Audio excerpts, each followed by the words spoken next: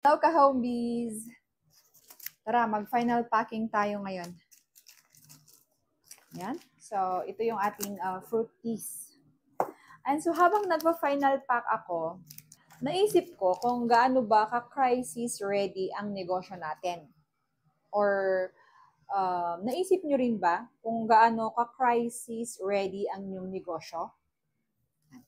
I think, dahil sa nangyaring mga typhoon na dumaan or mga bagyo lately, parang, di ba, magwa-wonder ka din, ano ba palang gagawin? How are we going to be crisis ready? Kasi sa totoo lang, hindi ang tanong kung may darating na crisis. Ang tanong, handa ba tayo pagdating ng crisis? Lately, napapaisip na din talaga ako na mabuting pag-usapan ito. So ano kaya yung mga pwede nating gawin to be crisis ready? Okay? So, yes, if you take a look at this, ito yung aming fruit teas. Yan. Ito yung isang natutunan ko bilang isang home-based entrepreneur na hindi pwedeng ma-zero ka dapat sa stock mo, na hindi dapat umasa tayo na sana walang aberya, di ba? Ito yung tinatawag nating building our safety net. Yan. Kasi ang crisis talagang darating at darating yan, nangyayari ang mga yan. Paano yon, no? At least may mga buffer inventories tayo, may konting emergency fund. Yan. Actually, kahit konti lang na emergency fund, napakalaking bagay yon, lalo na pagdating ng mga ganong sitwasyon, para ikaw ay makapagsimula ulit. Ang isa pa is, dito ko talaga na-realize na ang pinakamahalaga is talaga yung sistema. Kasi, kung pagod ka, kung stressed ka, sinong sasalo sa'yo, ano? Kasi, kapag one-man team tayo, wala eh. Ano? Yun yung disadvantage ng isang home-based entrepreneur. Ayan. So, from this, kailangan na talaga nating i-work out yung system. And yes, hindi naman siya agad-agad. It takes time, pero at least step by step, yun yung una nating gawin. Build a safety net in terms of inventory, yung lahat na alam mong kakailanganin ng negosyo kapag pag nagkaroon nga ng bagyo, ganon. Or walang-wala talaga din, no? Kailangan talaga yung emergency fund. Yes, kasi wala, no? Pag natuyot ka talaga ng cash flow, hindi ka hindi ka makakagalaw, okay? That's the reality. So, emergency fund is really important talaga. Ayan. And then, ayun, so a realization na kailangan natin talagang seryosohin yung pag-build ng system sa ating business. Feeling natin kasi maliit tayo, bakit pa, no? Kaya naman natin lahat.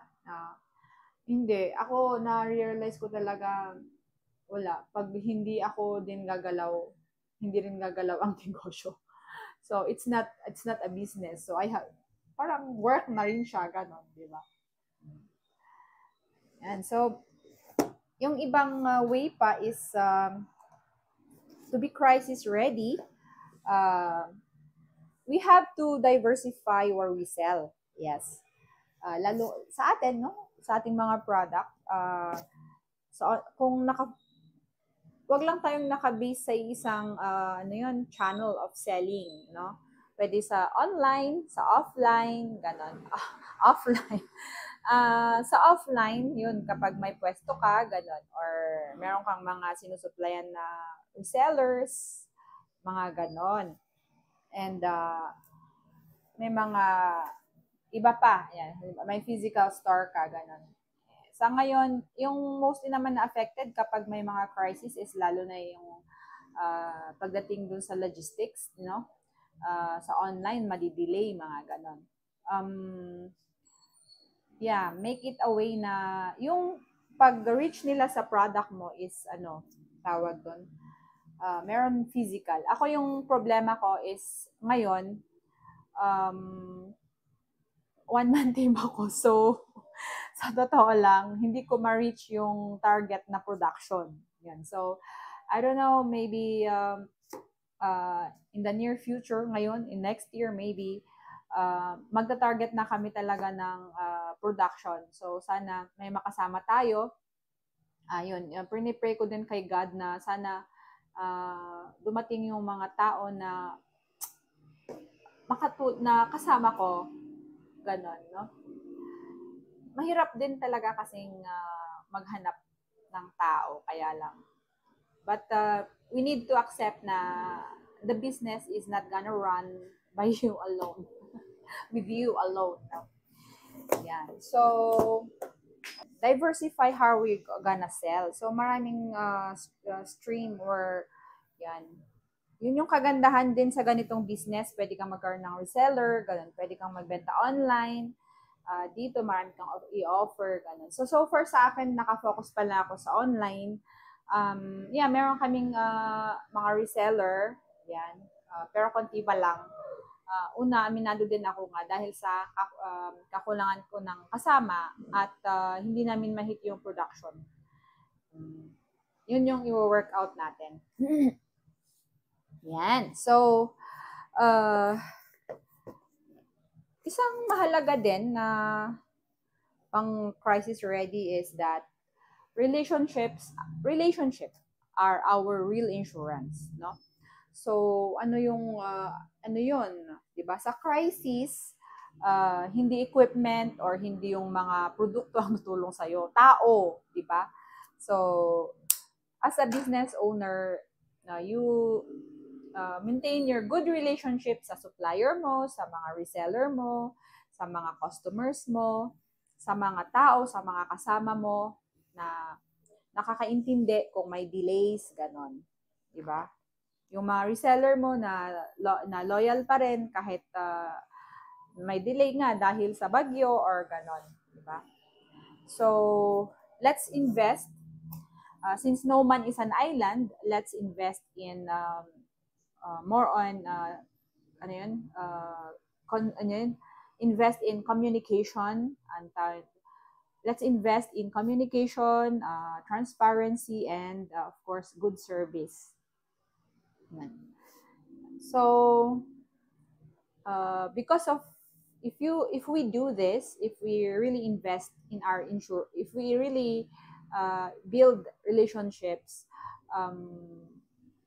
alam ko naman na pagkatapos ng bagyo, may mga babalik na tao sa'yo na magsusuporta pa rin sa iyong negosyo. Ganon. So, I think those are good points when we are thinking how to be crisis ready in the future. Ganon. Gusto ba bang tumanggap nito? Send us a message. Okay, guys. So, thank you for being with me again today. And again, to be crisis ready, we don't need to be perfect. Yes. It means to be prepared. So, all we need to, as an entrepreneur, we need to be adaptable. We need to have the skill of adaptability. Yung alam nating mag-adapt. Hindi tayo rigid, ganun. We are flexible enough to adapt for whatever season that may come or typhoon or storm that may come our way. Ganon.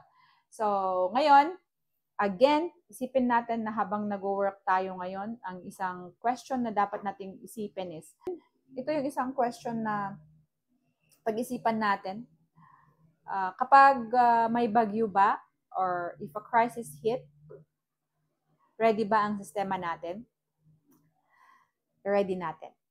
Yan. Step by step. Yan. So, thank you Ka-Home Bees and thank you for being with me. So, yeah, this is your tea. Bye!